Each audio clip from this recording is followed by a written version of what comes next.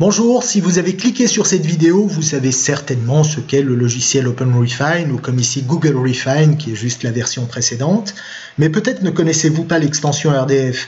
C'est une extension très pratique qui permet de faire plusieurs choses et notamment, ce qui nous intéresse, de la réconciliation avec un Sparkle Endpoint. Nous allons voir tout de suite à quoi ça correspond en pratique. Prenons par exemple cette colonne qui contient des noms de lieux et plus précisément des noms de communes belges. Notre objectif sera de retrouver leur équivalent sur DBpedia. DBpedia, c'est simplement une version de Wikipédia compréhensible par une machine. Lorsqu'on lance l'opération, on aboutit très vite à ce genre de page qui peut paraître un peu effrayante de prime abord. Ne vous inquiétez pas, en règle générale, il suffit de choisir le plus haut possible quelque chose qui ressemble aux données que vous essayez de réconcilier. Donc nous parlons de nom de commune, essayons location, nom de lieu. Si ça ne marche pas, nous tenterons quelque chose de plus précis et qui se trouve plus bas dans la liste. Mais donc c'est parti pour une réconciliation avec les noms de lieux. L'opération prend généralement un peu de temps, mais comme nous n'avons que 20 lignes, ça devrait aller assez vite. Et de fait, nous avons très vite, nous voyons que nos noms de communes sont devenus bleus, simplement parce qu'ils ont été transformés en liens cliquables. Si je clique sur Dendermonde, par exemple, j'aboutis sur la page DBpedia de Dendermonde. Il est indiqué ici Termonde simplement parce que mon système est en français et il traduit automatiquement en français. Et sur cette page, on retrouve toute une série d'informations extraites de Wikipédia et qui concernent le Termonde, par exemple le code postal ou encore l'arrondissement. Nous voyons ici que certaines communes n'ont pas été reconnues du premier coup, par exemple Saint-Hubert. L'extension ne sait pas très bien parmi toutes les ressources qui s'appellent Saint-Hubert dans DBpedia, laquelle est la bonne. Nous pouvons régler ce genre de cas manuellement en cliquant sur Saint-Hubert Belgique. Même chose ici pour Châtelet. Châtelet Belgique et c'est réglé. Seul Blény n'a pas été reconnu. On peut soupçonner qu'il s'agit de cette ressource DBpedia, mais comme nous n'en sommes pas sûrs, laissons ce cas de côté pour l'instant. À quoi sert l'opération de réconciliation que nous venons d'effectuer? À plusieurs choses. L'une d'entre elles consiste à enrichir ces données à l'aide d'autres données qui viennent de DBpedia. Ici, comme vous le voyez, je possède une extension qui s'appelle DBpedia et qui permet d'effectuer l'opération très facilement. Il suffit de cliquer sur Ajouter colonne à partir de DBpedia et pour peu que la colonne en question ait déjà été réconciliée avec DBpedia, nous obtenons ceci, une liste de propriétés que l'on peut extraire automatiquement. Nous avons parlé des codes postaux, on clique sur Postal Code et on récupère très vite, Anderlecht 1070, oui, la liste des codes postaux de la plupart de nos communes. Certaines, l'opération n'a pas fonctionné, il y a sans doute une très bonne raison à cela, par exemple Étal. Cela n'a pas fonctionné et c'est normal car le lien conduit vers une impasse, ce qui est certainement dû, comme on le voit ici, au fait que le E accentué du nom Étal a mal été encodé dans l'URL. Même chose pour Châtelet d'ailleurs, là il s'agit du A qui a mal été encodé. Comment voir d'ailleurs à quoi ressemblent tous les liens qui sont cachés ci-dessous? Il faut faire une petite opération, ajouter colonne basée sur cette colonne, appelons-la lien pour lui donner un nom.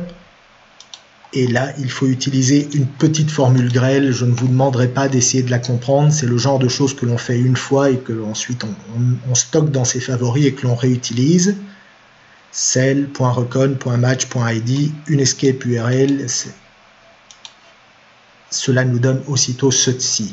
Autrement dit, nous avons récupéré le lien qui est dissimulé ici, et dans une version encodée correctement pour les caractères accentués du français.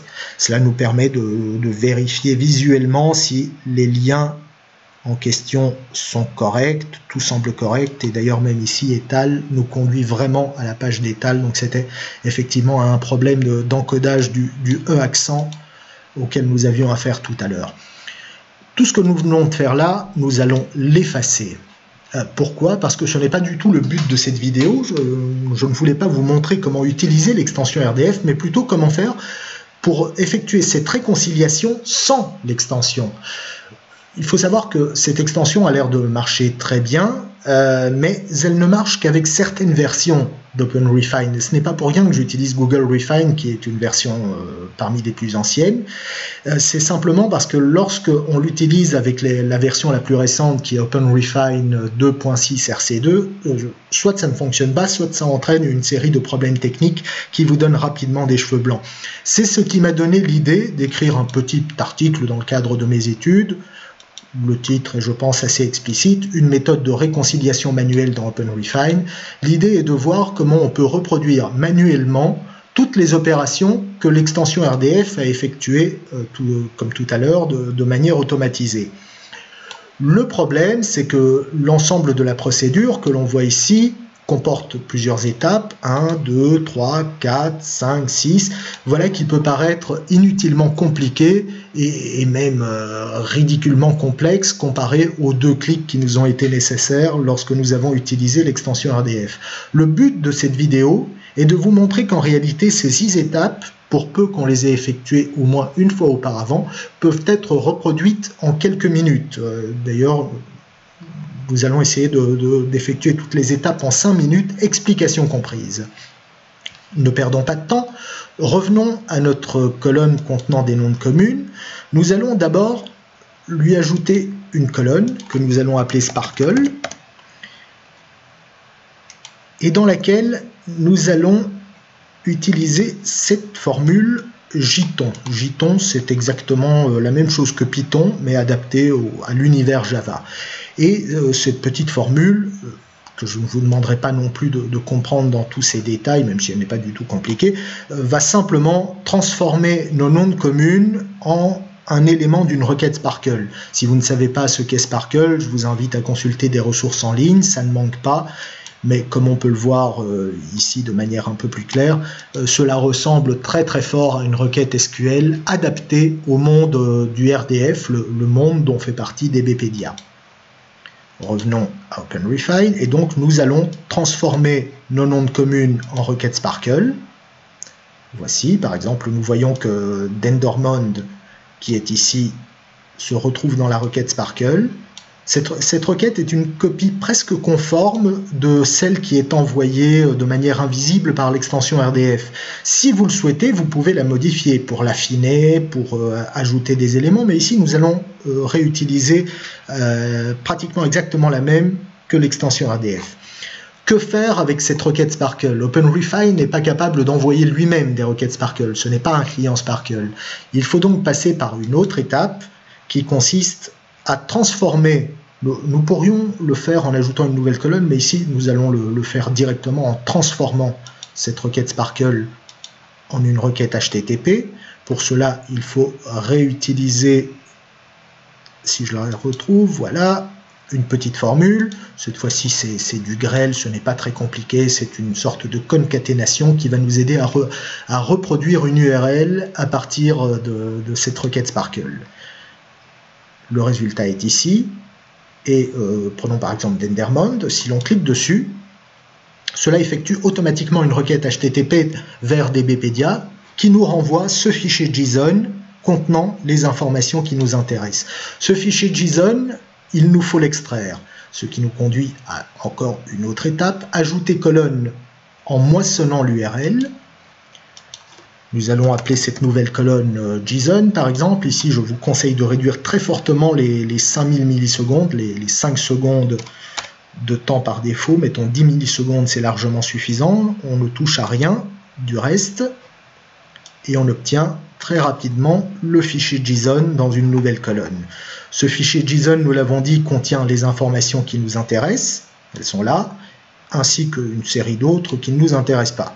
Il va nous falloir procéder à une autre étape, c'est transformation ou ajouter colonne, ajoutons colonne, ce sera plus clair. Nous allons parser ce JSON pour récupérer l'URI. Là encore, je récupère une petite formule grêle qui dit en gros parcourir le petit fichier JSON, récupérer tout ce qui ressemble à un URI et s'il y en a plusieurs, les réunir à l'aide de 2 barres verticales. Nous allons voir tout à l'heure l'importance de cet élément. Voilà le résultat. Pour tous les noms de communes qui n'avaient pas d'ambiguïté, nous n'avons qu'une seule ressource DBpedia. Pour ceux qui avaient des ambiguïtés, comme Saint-Hubert ou Châtelet, nous en avons plusieurs. Pour ceux qui connaissent le fonctionnement d'OpenRefine, vous savez que séparer ce genre de cellules multivaluées est extrêmement simple. Là, nous allons réutiliser le même séparateur des deux barres verticales pour recréer, voilà, nous avons séparé, on va le voir en mettant en mode Records, nous avons donc pour l'enregistrement appelé Châtelet, le Records Châtelet, nous avons plusieurs URI, Châtelet-sur-Meuse, Châtelet-sur-Sormonne. Pour les autres, nous n'en avons qu'un.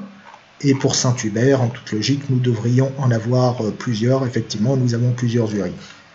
À partir de là, la dernière opération, et dont je ne parle même pas dans l'article, consiste à retrouver la bonne. Là, je vous laisse juge de la méthode la plus appropriée. Personnellement, je pense que j'utiliserai, oui, une facette personnalisée dans laquelle, je vais vous montrer tout de suite, donc notre colonne s'appelle URI. Là, nous allons sélectionner tous les enregistrements dont la longueur de la valeur URI est supérieure à 1. Autrement dit, les enregistrements qui possèdent plusieurs ressources DBpedia. C'est simplement cela.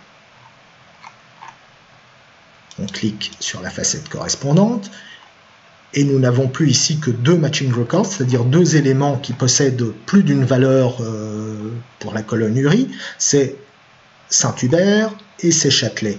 Comment faire maintenant pour isoler le Châtelet Belgium et le Saint-Hubert Belgium pour les autres? Là encore, il y a plusieurs solutions. Nous pourrions par exemple utiliser celle-ci qui consiste à demander, ne faites pas attention à if is not null, c'est vraiment une mesure de précaution, mais elle n'est pas indispensable. Mais il s'agit en gros de retrouver les valeurs qui contiennent quelque part l'expression régulière belle. Si c'est le cas, on les garde. Si ce n'est pas le cas, on vide la colonne. Et le résultat, comme nous allons le voir tout de suite, est assez efficace, du moins dans ce cas-ci, puisque nous n'avons plus un seul URI pour le Châtelet, les autres n'ont pas été affectés par l'opération, et nous avons un seul URI pour Saint-Hubert. Bref, nous avons reproduit de manière totalement manuelle toutes les opérations effectuées tout à l'heure par l'extension RDF, de manière un peu plus longue, c'est certain, mais la procédure que je vous propose, son ambition n'est pas de se substituer totalement à l'extension RDF. Il s'agit d'une roue de secours ou alors d'une solution de rechange si vous voulez modifier vous-même la requête Sparkle sous-jacente. Pour la suite, eh bien, je propose que dans une prochaine vidéo, nous voyons comment nous pouvons, à partir de l'URI DBpedia qui se trouve ici, récupérer le code source de la page DBpedia pour extraire ensuite toutes les informations qui nous intéressent à peu près de la même manière que l'extension DBpedia.